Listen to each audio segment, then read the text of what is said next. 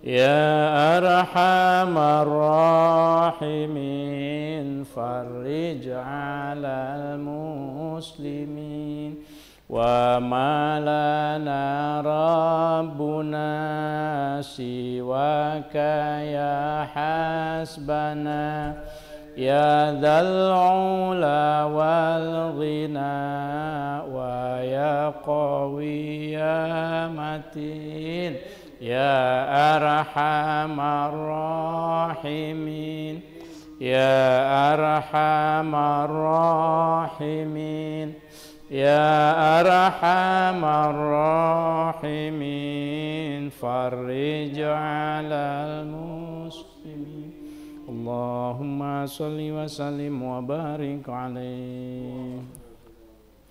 Bismillahirrahmanirrahim. Assalamualaikum warahmatullahi wabarakatuh. Innal hamdalillah nusolli wa nusallimu ala Rasulillah wa ala alihi wa ashabi wa mawalah. Bismillah, qabla al-bidayah ya naqra surat al-Fatihah. Khususun ila muassis Ma'had Al-Hamidiyah Kiai Haji Ahmad Syekhu wa ibunya Usulhah wa mu'alif Sulam At-Taufiq Syekh Abdullah bin Al-Husain bin Tahir bin Muhammad bin Hashim Ba'alawi wa mu'alif Mirqat Su'ud At-Tasdiq Al-Alim Syekh Muhammad Nawawi Al-Jawi Al-Bantani nafa'anallahu bihim wa bi'ulumihim sya'un lillahi al-Fatihah. A'udzu billahi minasyaitonir rajim. Bismillahirrahmanirrahim.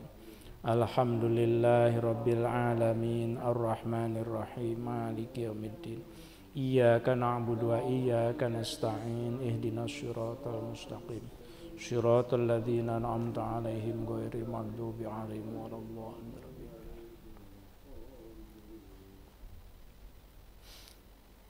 Halaman 76 sekarang ya.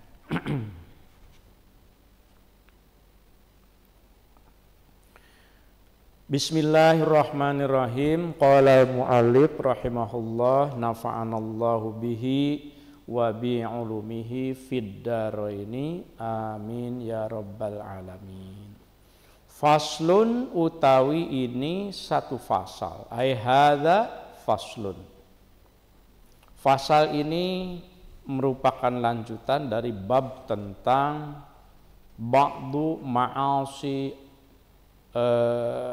ba'dul ma'asi gitu. Jadi apa saja yang harus dihindari karena termasuk maksiat. Bab ini sekarang wa min ma'asil farji, dan itu sebagian dari maksiat-maksiat farj, kehormatan kita. Az-zina adalah zina. Az-zina utawi zina. Kalau dari segi ngalogatnya itu az-zina itu mubtada muakhar. Wa min ma'asil farji itu khabar muqaddam. Jadi wa min ma'asil farji, dan itu diantara beberapa maksiat farji az-zina utawi zina gitu ya. Bab ini menerangkan tentang sesuatu yang sangat dilarang tentu di dalam ajaran Islam, bahkan mendekatinya saja Al-Quran mengingatkan kepada kita wala taqrabuz zina, jangan dekat-dekat hal yang bisa menjerumuskan kita ke dalam tindakan zina. Apa saja yang termasuk kategori az-zina?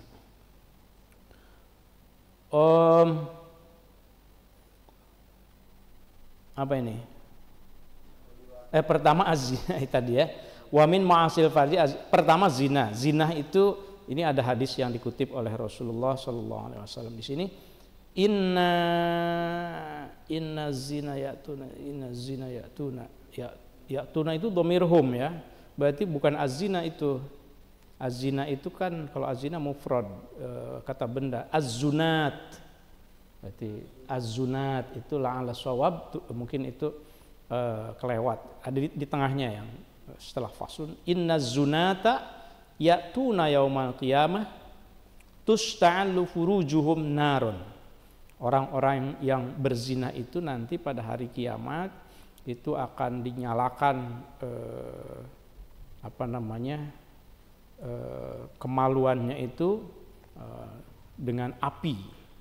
Yu'rafuna bainal khalaiq, akan diumumkan di depan orang-orang. Jadi ini saking Islam melarang perbuatan zina. Wal liwatu, dan yang kedua liwat. Syekh Nawawi menjelaskan yang dimaksud dengan liwat bukan liwat. Kalau liwat bahasa Sunda lain ya. Ya, Ustazah ya. Bikin lapar kalau liwat mah ya. Kiai Rosid itu nggak tahu Kiai Rosid waktu nyantri suka ngaliwat nggak? Nggak ngalamin ya. Masak ya. Kalau saya tukang ngaliwat dulu. Tapi ini tidak ada kaitannya dengan liwat yang nasi itu, masak nasi. Wal liwatu, dan liwat.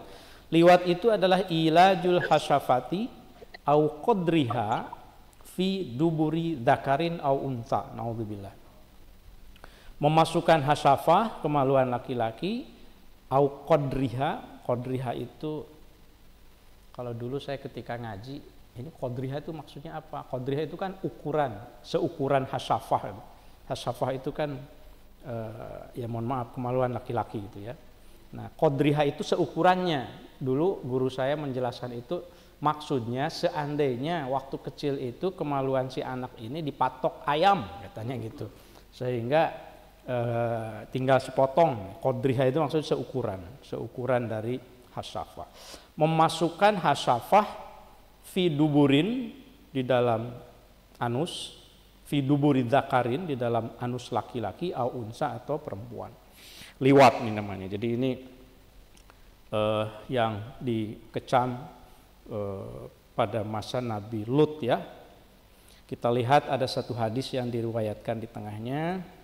5 ruya annahu sallallahu alaihi wasallam qala, Rasul bersabda, la yanzurullahu ila rajulin, Allah tidak akan memandang atau melihat atau memberi rahmat, kasih sayang, ila rajulin, kepada laki-laki, ata yang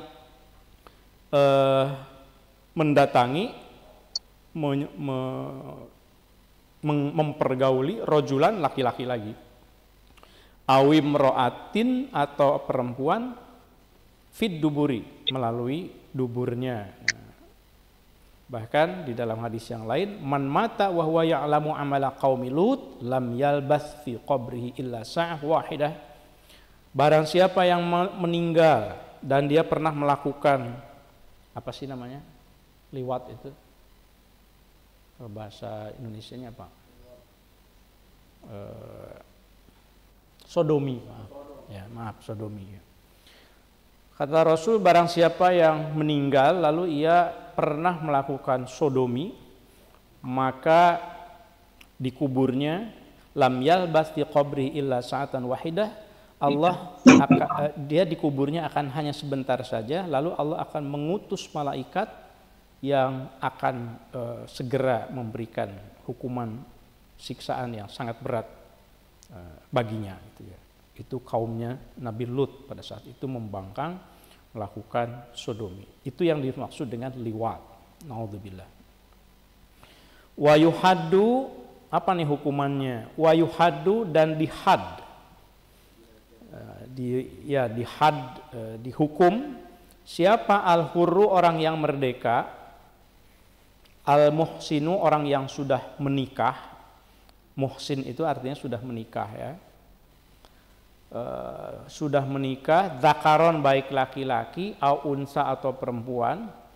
Kalau ada orang laki-laki, perempuan sudah pernah menikah, sudah punya pasangan yang halal, masih juga itu melakukan perzinahan, maka hukumannya kalau di dalam hukuman Islam itu sebetulnya yuhaddu, dihad birrajmi, dengan dirajam, bil hijarati, dengan batu, al mu'tadilati, yang mu'tadilah itu ya yang sedang lah gitu ya. Gitu. hukumnya itu tegas sebetulnya. Meskipun hukuman itu bukan untuk memperpanjang, makanya alatnya itu batunya itu maksudnya tegas yang apa ya, yang ya langsung mematikan, hukuman mati saking beratnya pada masa itu ya. Li'alla yatula ta'dzibuhu, supaya tidak berlama-lama dia merasakan siksaannya itu gitu. Jadi bukan disiksa, disakiti, tapi ya itu hukuman pada masa itu. Tentu saja rajam sekarang kan tidak berlaku kan. Hatta yamuta, sampai meninggal itu al-hurru gitu. Kalau yang sudah menikah. Tapi ini hanya berlaku bagi yang melakukan zina. Beda dengan liwat. Kalau liwat tidak ada hukumnya bahwa yang liwat itu dirajam. Ini bagian dari pengetahuan ya, pengetahuan hukum Islam begitu. Yang kita tahu bahwa dalam penerapannya dalam masa sekarang barangkali sudah berbeda bentuk hukumannya gitu. Tetapi dalam beberapa kasus kan memang sangat berat ya. Apalagi kalau disertai pembunuhan, ya masih ada hukuman mati juga terlepas dari kontroversinya. Ma'udzubillah. Nah, kata Syekh Nawawi di tengahnya, na'am la rajma 'alal mautu fi duburihi. Kalau untuk yang liwat, yang sodomi tadi itu dalam teks hukum Islam tidak ada hukum rajam. Wa yuhaddu, dan dihad. Maksudnya wa ghairuhu gitu. Dan juga dihukum selain yang muhson tadi itu, wa ghairuhu, dan selain dari yang muhson, kembalinya ke al-muhson. Maksudnya bagaimana kalau yang melakukan perzinahan itu mereka yang belum pernah menikah, ghairul muhson,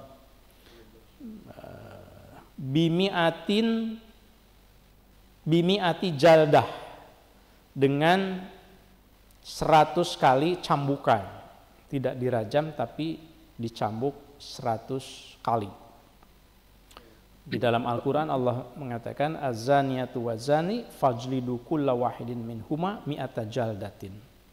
Perempuan dan laki-laki yang berzina itu dijilid, maksudnya dihukum cambuk, masing-masingnya itu 100 cambukan. Ini hukum yang ada di dalam fikih Islam. Kemudian wa taghribu sanatin, taghrib, gharib itu kan asing. Taghrib, gharraba yughribu, taghrib berarti mengasingkan. Wa taghribu sanatin, dan diasingkan selama 1 tahun. Dijauhkan, bagian dari hukuman juga ya. Diusir. Dalam tradisi kearifan lokal di Nusantara juga ada cerita yang melakukan perzinahan itu diusir. Dalam cerita Sangkuriang misalnya kalau di Jawa Barat, ada Dewi Sumbi itu kan diceritakan secara apa namanya, dia tidak bisa menghindari situasi ketika kemudian dia melakukan hubungan badan gitu dengan yang awalnya pengawalnya gitu, karena dia lagi memintal, diceritakan dia lagi memintal apa namanya, sutra, lagi memintal, kemudian benangnya jatuh gitu. Andai ada yang bisa mengambilkan itu jarum itu, maka kalau laki-laki akan aku jadikan suami, kalau perempuan akan aku jadikan saudara. Nah, yang dengar itu ternyata ininya demangnya itu diambilin, ini saya, berarti saya jadi suaminya nih gitu. Kemudian diusir oleh ayahnya gitu kan. Nah, itu cerita rakyatnya kan seperti itu, yang kemudian punya anak, dan anaknya itu yang bernama Sangkuriang itu. Tapi sebelum itu si suaminya itu, yang bapaknya itu disumpah dulu sama rajanya menjadi anjing, si Tumang itu, yang kemudian dalam ceritanya itu terbunuh atau dibunuh oleh Sangkuriang itu sendiri. Ini saya masih ingat cerita-cerita itu ketika kecil ya. Barangkali juga selalu ada kaitannya satu tradisi dengan tradisi yang di satu tempat dengan tempat lain. Nah, ini konteksnya kalau melakukan hubungan badan di luar pernikahan. Ternyata ada juga taghribu sana, at-taghrib, diasingkan. Bagaimana kalau bedanya dengan orang yang merdeka dan yang budak atau hamba sahaya? Lil hurri, untuk orang yang merdeka, jadi diasingkan 1 tahun itu bagi orang yang merdeka. Wabinis fidalika, dan dengan separuh dari itu lirroqiki, bagi hamba sahaya. Dulu kan masih ada hamba sahaya ya, jadi dibedakan. Waminha, dan itu tetap diantara ma'asil farj, maksiat, hati-hati harus jaga kehormatan kita. Maksiat dari farji itu, kemaluan, adalah ityanul bahaimi, itu menyetubuhi binatang, naudzubillah ya, walau milkihi, walaupun milik sendiri, milik itu man gitu, milik orang yang melakukan ya ke binatang piaraan sendiri ya. Ityanul bahaimi walau milkahu, walaupun itu miliknya ya. Apakah dirajam juga atau dicambuk juga? Nah, dalam satu tradisi hadis, laisa 'alal ladzi yatil bahimah haddun, tapi tidak dihad katanya kalau yang apa ada yang kejadian gitu ya? Pernah dengar nggak? Ada orang kok ininya merangsang sama kambing gitu. Nah, ada. Masya Allah, naudzubillah. Nikah ada ya. Ya, kalau disebut di dalam tradisi kitab itu biasanya ada presidennya. Kalau itu kejadian, kira-kira begitu. Sama hukumnya itu adalah maksiat, maksiatul farji. Ityanul bahaimi walau milkahu. Ya. Kemudian wal istimna'u, dan istimna. Istimna itu ta'ammudu inzalil maniyi, ya, bersenang-senang ya, biyadi ghairil halilati, menggunakan tangan selain istrinya. Istimna ya, bersenang-senangan, asal dari kata mani kan. Ta'ammudu, menyengajakan, ta'ammudu inzalil maniyi, menyengajakan mengeluarkan air mani, biyadi ghairil halilati, menggunakan tangan selain istrinya. Oh, kalau begitu, kalau halilah boleh? Ya boleh. Al-halilah itu az-zaujah awil ammah, amat, maksudnya hamba sahaya perempuan ya. Di sini Syekh Nawawi menegaskan, kalau ada yang nanya, emang kalau sama istri boleh? Amma huwa bihima fajaiz. Nah, gitu. Kalau dengan oleh istri gitu ya, bihima dengan keduanya itu, maksudnya duanya itu istri yang halal atau hamba sahaya yang ia miliki, fajaizun, maka itu boleh. Wal wat'u, dan wati, ini juga apa nih, termasuk yang dilarang ya. Wal wat'u, dan melakukan wati lil halilati, kepada istri, tapi fil haidi, pada ketika ia haid, awin nifasi, atau ketika nifas. Istri sedang haid, sedang nifas, tapi melakukan hubungan badan misalnya, walaupun istri, itu termasuk maksiat gitu. Bagaimana hukumnya zina? Tidak sampai zina dihukuminya. Kalau di sini apa yang harus dilakukan? Coba kita lihat. Wa yusannu liman wata'a al-haid fi qubuli walau bizina idza kana 'amidan mukhtaran 'aliman bitahrim. Tahu itu tuh nggak boleh sebetulnya, lagi haid, lagi nifas, cuma nggak tahan misalnya gitu ya. Istrinya satu gitu. Lagi haid gitu. Maka ayyatasaddaqo bidinarin. Jadi itu haram, ketika itu dilakukan dia maksiat, tidak dihukum, tidak dihad, tapi dia bersodakoh bidinarin.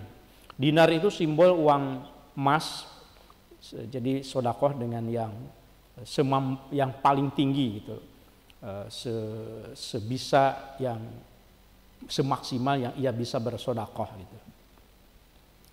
gitu.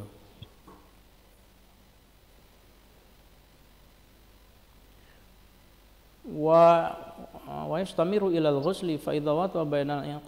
Bagaimana kalau sudah tidak haid sebetulnya tetapi belum mandi, au ba'dan qita'ihima, atau setelah selesainya haid dan nifas, wa qoblal ghusli, dan sebelum mandi. Nggak sabaran, udah selesai, udah ya itu, tapi belum mandi, udah nggak apa-apa deh, nah, misalnya gitu ya. Nah, ini kan ilmu bagi yang ya kita harus tahu semuanya, baik yang sudah rumah tangga maupun yang belum. Ini ilmunya harus tahu.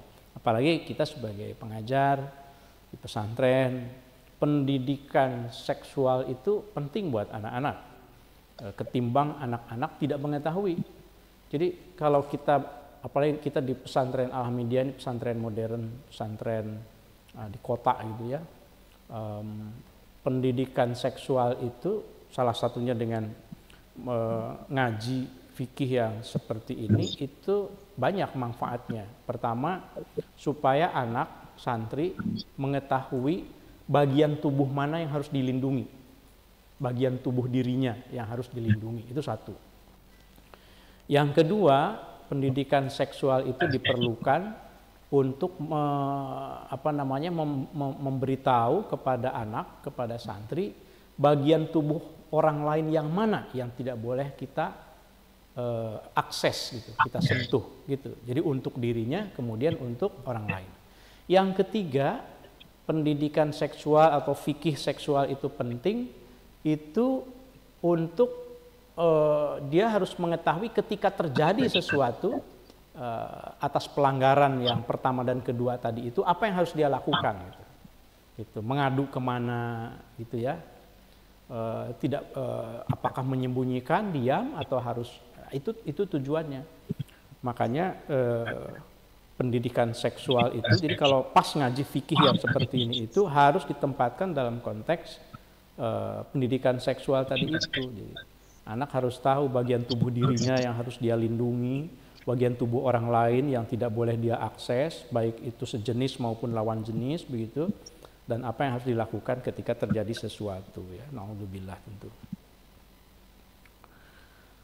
Kemudian tadi apa? Au ba'dan qita'ihima, atau setelah selesai haid dan nifas, wa qoblal ghusli, dan sebelum mandi, misalnya melakukan hubungan badan, maka itu termasuk yang maksiat. Jadi harus bersedekah. Ya. Au ba'dal ghusli, atau setelah mandi, tapi bila niatin tanpa niat. Nah ini kalau mandi wajib nih hati-hati ya, ibu bapak begitu.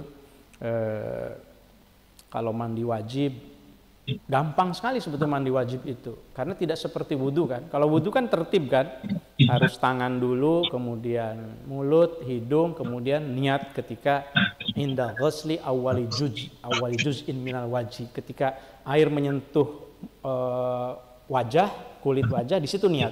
Tapi kalau mandi besar, kapan saja niatnya. Begitu nyemplung misalnya terjun ke kolam, niat itu bisa kaki duluan. Atau terjun nyemplung tangan duluan, kepala duluan, di situ niat misalnya, itu sudah sah gitu. Tapi kalau lupa niat, la yasihu, tidak sah. Jadi ketika misalnya suami istri sudah sudah haid misalnya gitu ya, atau nifas, mandi tapi nggak niat gitu, maka karena tidak sah mandinya, maka ketika melakukan hubungan badan dengan suami itu menjadi maksiat jatuhnya gitu ya. Au ma'afaq di syartin, atau mandi tapi tidak terpenuhinya salah satu syarat min surutihi, dari syarat-syaratnya mandi. Apa syarat-syarat mandi itu? Ya, airnya harus bersih ya. Kemudian rukunnya juga harus dipenuhi. niat, kemudian semua air harus mengalir ke tubuh gitu, dan seterusnya. Watakasufu, yang berikutnya yang termasuk maksiat farji itu adalah at-takasuf. Takasuf itu membuka-buka aurat, menyingkap aurat. Takassafa ya takassafu takasufan. Watakasufu, dan menyingkap aurat, indaman, di hadapan orang, yahrumu, yang haram, apa, nadruhu, memandang itu man, memandang orang lain yang bukan muhrimnya. Kita menyingkap, membuka aurat misalnya di hadapan orang yang bukan muhrim kita, itu termasuk maksiat. Indaman, di hadapan orang, yahrumu, yang haram, apa, nadruhu, memandangnya itu man, ilaihi, atas itu al-mutakasyif, atas orang yang menyingkapkan orang. Aufil khalwati, saya mah ada di tempat gelap atau di kamar sendiri kok. Tetap saja, walaupun di kamar sendiri, aufil khalwati, atau dalam kesendirian, membuka aurat gitu, telanjang, maaf misalnya. Tapi li ghairi ghardin, tanpa ada tujuan. Gak ada angin, gak ada hujan, gitu. Gerah kali gitu. Saya gitu ya. Li ghairi ghardin ay hajatin ila takasyuf, tanpa ada kebutuhan untuk membuka aurat. Ya, walaupun di kamar sendiri misalnya, itu termasuk yang tidak boleh. Hajat itu kan macam-macam kan. Ya. Kalau hajat ganti baju, hajat suami istri, hajat apa ya, tentu saja tidak. Ini mah tidak ada, nggak tahu kalau goir hajat itu kayak apa ya, kira-kira gambarannya ya. Nggak ada hujan, nggak ada angin, mungkin gitu ya. Nggak ada tujuan apa-apa, nggak mau mandi. Kalau di sini kan gini nih, contohnya itu menarik ya, fikih itu suka ada contohnya nih. Apa sih yang dimaksud dengan ada hajat? Misalnya al-irtisal, mau mandi, jelas lah. Mau mandi masa pakai baju, ya kan? Au istihdadin, istihdad. Istihdad itu dari kata hadid ya. Hadid itu kan apa? Besi ya. Istihdad itu izalatu sya'ril 'anah, mau mencukur rambut. Anah itu ini rambut di kemaluan gitu, bil hadidi, dengan hadid itu mungkin gunting lah atau apa gitu. Ya kalau itu mah kan memang harus buka ya. Berarti itu boleh. Fa innahu la yahrumu. Kalau yang seperti itu tidak apa-apa. Jadi macam-macam keperluan itu. Tidak ada apa-apa, tidak ada angin, tidak hujan, misalnya membuka aurat. Terutama tentu saja aurat yang sangat pribadi begitu ya. Apalagi kalau sekarang musim media sosial, di depan kamera pamer, wah itu udah provokasi, itu namanya sudah pelecehan seksual namanya. Nah, sudah pelanggaran, kekerasan kalau ditunjukkan ke orang lain, naudzubillah ya.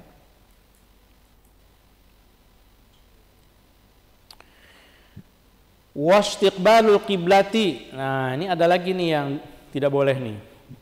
Dan menghadap kiblat, awis tidbaruha, atau membelakangi kiblat, membacanya awis tidbaru, awi. Sebetulnya aw asalnya ya. Aw, lalu ada istidbar. Hamzahnya ini hamzah wasol. Hamzah wasol itu kalau kejepit dia nggak dibaca. Aw itu mati, sin juga mati. Nah kalau yang mati ingin dikasih harokat, kasih harokat kasroh. Awis tidbar. Jangan awus atau awas, awis. Makanya di dalam surat Yasin juga ada kan, ittabi'u wattabi'u ittabi'u, apa ya, saya lupa persisnya. Ittabi'u dikasih. Kalau yang jazm mati mau dikasih harokat, kasih harokat kasroh. prinsipnya itu awistidbaruha. Ini nanti kita mau ngaji kitab Shorof Kailani ya.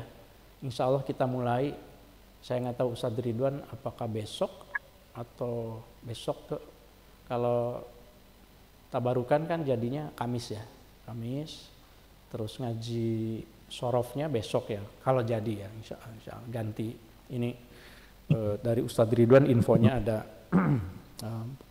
Shorof itu kitab morfologi Arab. Nah, santri pesantren Alhamidiyah mau diberikan pengayaan tentang pengetahuan shorof gitu. Nanti Ustadz Ridwan yang atur. Yang tidak boleh itu pertama menghadap kiblat atau membelakangi kiblat, bibaulin ketika buang air kecil, au ghaitin atau buang air besar, min ghairi hailin tanpa penghalang. Nah, waktu itu pernah kita diskusikan juga ketika kita melakukan pembangunan ya, kita menyarankan memang tidak haram, ada penjelasannya ya, ketika dilakukannya itu, ketika buang hajatnya itu di tempat tertutup, berarti WC gitu, itu memang tidak ada larangan, tidak haram maksudnya menghadap atau membelakangi kiblat. Yang di sini yang dimaksud itu sebetulnya min ghairi hailin, kalau tanpa penghalang. Jadi di area terbuka, dulu kan mungkin orang-orang tuh di gurun begitu kali ya, buang air itu kan di sungai, itu jangan sampai menghadap kiblat atau membelakangi kiblat gitu. Kalau di WC makan ada penutupnya, dinding kan. Nah meskipun demikian, kalau saya waktu itu sampaikan ngobrol dengan Pak Bobi itu, ya ini kalau saya pengalaman dulu ketika kecil, ayah saya itu hati-hati banget yang begini-begini, walaupun di kamar mandi tetap nggak boleh membelakangi atau menghadap ke kiblat sebisa mungkin gitu, sebisa mungkin catatannya. Kalau misalnya nggak bisa di rumah ini sempit banget nih kalau diginiin posisi WC, ya sudah tidak apa-apa kalau di rumah. Yang tidak boleh di sini terutama min ghairi hailin, tanpa penghalang. Apa yang dimaksud penghalang? Min saubin, bisa dihalangi dengan kain, au jidarin atau dengan jidar, tembok, au syajarin atau dengan pohon. Misalnya ya tutupi saja kalau terpaksa harus ngadep kiblat atau membelakangi kiblat, sementara lagi di ruang terbuka begitu, tutup pakai simbol apalah begitu. Nah, itu sudah cukup gitu.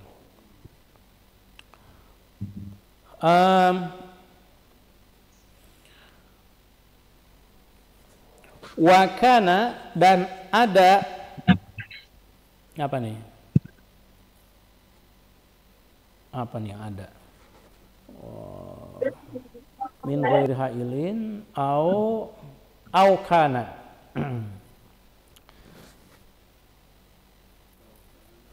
Awujidal hail lakin kana ba'uda anhu. Oh, oke. Aukana, atau ada itu orang yang buang hajat ba'uda. Oh maaf, kananya ke hail. Aukana, atau ada itu hail, penghalang, tabirnya itu ba'uda, jauh, itu jauh, hail anhu dari itu orang, aksaru, yang lebih banyak, min salasati adro'in, dari 3 hasta. Ya, dikira-kira maksudnya penghalangnya itu bisa jadi ada sebenarnya penghalang tapi jauh. Kalau jauh tidak dihitung. Au kana ba'uda anhu aksar min salasati, jauh. Ada tuh penghalangnya, jadi saya nggak apa-apa ngadep kiblat, membelakangi, oh tapi jauh, nggak dihitung. Jadi harus kurang dari 3 adra, 3 siku ya.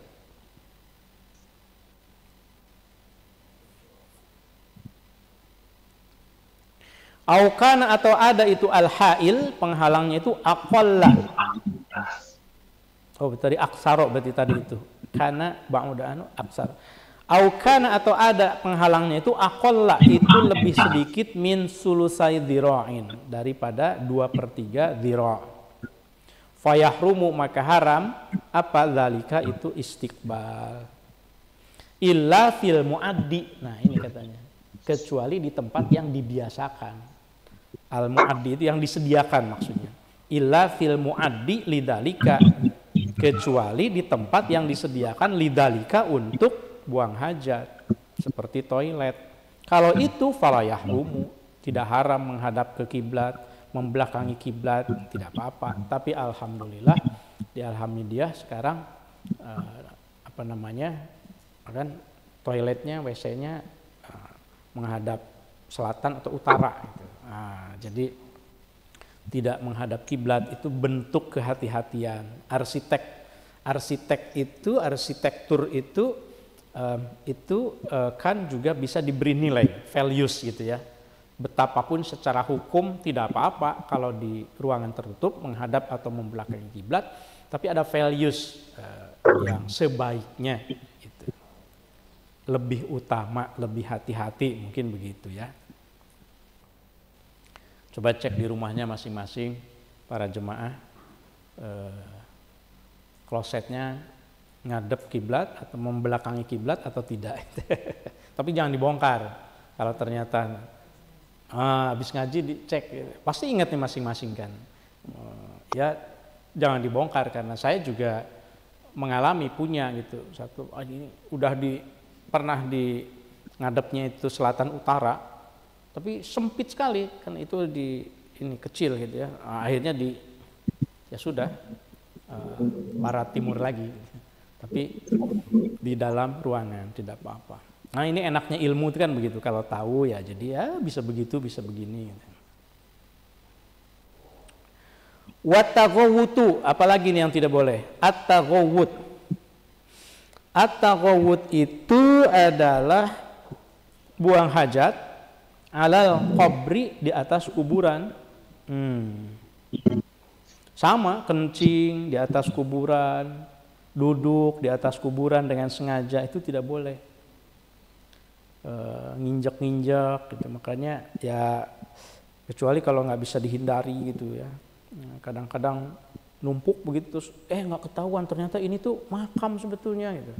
Kalau tidak sengaja ya tidak apa-apa, tapi kalau sengaja jangan duduk, jangan buang air, apalagi buang air kecil, buang air besar. At-taghawut itu gitu. Wal baulu, dan juga tidak boleh buang air kecil fil masjid, di masjid. Walau fi ina'in, walaupun pakai ina itu wadah. Wadah itu apa? Apa namanya? Wadah baskom. Pipis, aduh nggak tahan nih di masjid. Ya udahlah di dalam masjid aja pakai botol aqua. Walau fi ina'in, kalau di masjid jangan. Wa 'alal mu'azzam, dan juga jangan buang air kecil di tempat-tempat yang dimuliakan.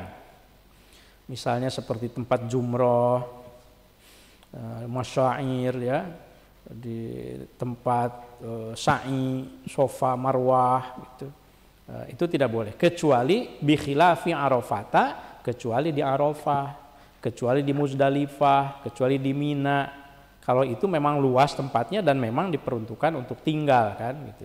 Jadi mau tidak mau pastilah buang air kecil, buang air besar. Tapi jangan sengaja di tempat, misalnya ketika sa'i gitu, baina sofa wal marwah, itu kan jauh tuh. Kemudian di situnya pipisnya, kan sudah disediakan. Itu yang tidak boleh. Terakhir. Watarkul khitani, termasuk yang tidak boleh itu adalah sengaja meninggalkan khitan. Watarkul khitani ba'dal bulughi, setelah sampai usia baligh. Wa ba'da ihtimalin lil khitani fil aqil al wadih. Di sini ada ayat Al-Qur'an yang dikutip tentang wajibnya khitan. Tsumma auhayna ilaika anittabi' millata Ibrahim hanifa. Bahwa khitan itu adalah ajaran Rasul mengikuti ajaran Nabi Ibrahim. Gitu. Kalau khitan terhadap laki-laki tidak ada khilafiyah, jumhur ulama sepakat semuanya. Yang ada didiskusikan itu khitan perempuan, gitu ya. Di Indonesia juga sempat ramai ya khitan perempuan, sampai mengundang fatwa dari Majelis Ulama, karena waktu itu ada pandangan dari segi medis bahwa khitan perempuan karena memotong sebagian dari klitoris begitu, itu dianggap merusak kesehatan, mengancam kesehatan. Tapi juga waktu itu panjanglah perdebatannya, yang dikhawatirkan dan yang dilarang itu karena mengakibatkan efek tidak sehat secara medis begitu. Makanya waktu itu ada fatwa juga dari Kiai Ma'ruf Amin di Majelis Ulama Indonesia kalau nggak salah ya, bahwa yang harus dihindarinya itu adalah cara menghitannya, jangan sampai menimbulkan efek yang secara kesehatan itu menimbulkan kemadaratan. Waktu itu begitu ya. Tapi yang wajib jelas itu adalah laki-laki karena mengikuti ajaran Nabi Ibrahim. Saya kira demikian, pasal ini selesai. Yang berikutnya wamin ma'asir rijli, maksiat kaki, nanti masih ada maksiat kaki, min ma'asil badani, maksiat badan. Kemudian udah ya terakhir itu tajibu at-taubah minad dunub, kewajiban bertaubat, itu pasal terakhir. Nah, tadi Kiai Rosid mengusulkan nanti kita khataman sebelum hari santri. Hari santri itu tanggal 22 Oktober. Jadi sebelum 22 Oktober insya Allah ngasih kitab sulam akan kita khatamkan. Para jemaah Alhamdulillah mudah-mudahan bisa ikut khataman. Para wali santri bareng-bareng barangkali, kalaupun tidak mengikuti keseluruhannya, mungkin pas mulai dan pas khatamnya lah, muqaddimah dan khotimahnya kalau bisa diramaikan, nanti diumumkan, mudah-mudahan dapat berkahnya. Nanti setelah itu kita ganti dengan kitab yang lain. Baik, sebelum ditutup barangkali ada yang mau disampaikan oleh jemaah di Zoom atau di studio, saya persilahkan.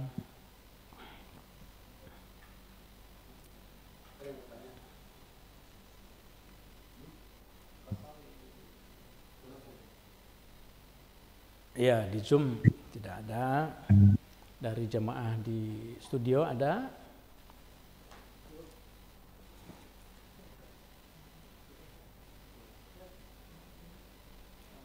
Silakan.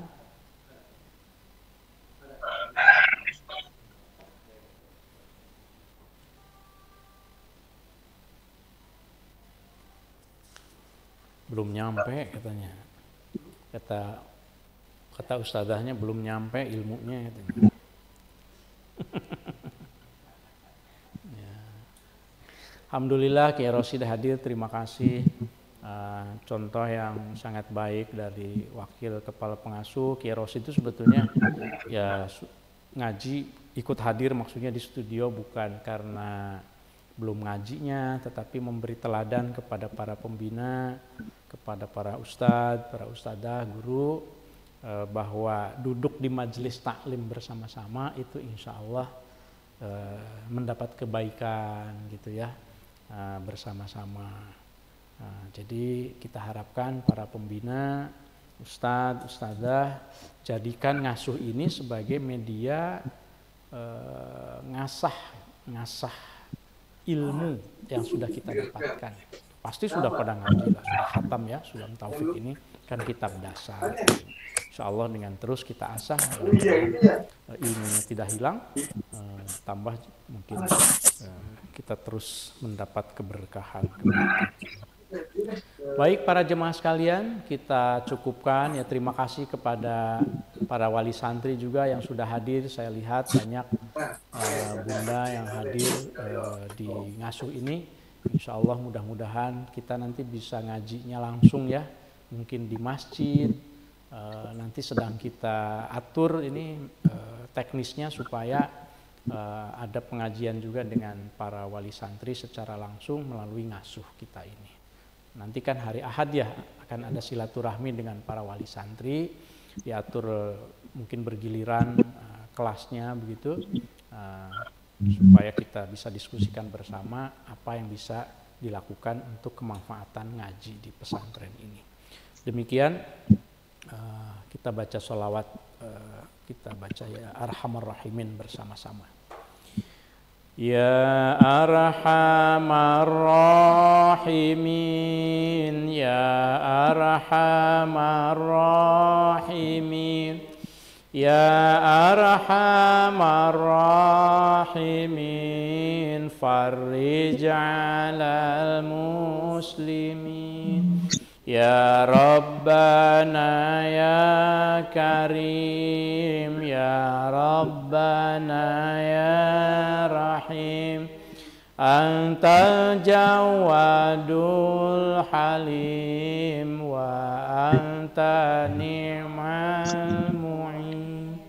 Ya Arhamar Rahimin,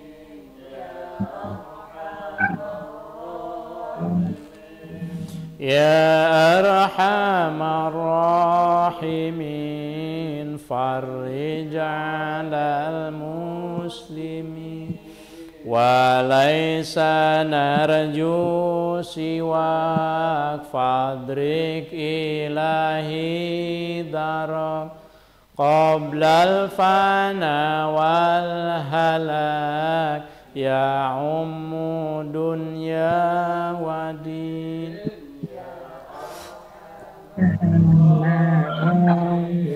Ya Arhamar Rahimin, Ya Arhamar Rahimin, Farrij wa ma lana Rabbana siwaka ya hasbana, Ya dzal ula wal ghina, wa ya qawi ya matin, Ya Arhamar Rahimin, Ya Arhamar Rahimin, Ya Arhamar Rahimin, Farrij 'alal muslimin. Allahumma salli wa sallim wa barik alaihi. Assalamualaikum warahmatullahi wabarakatuh. Waalaikumsalam.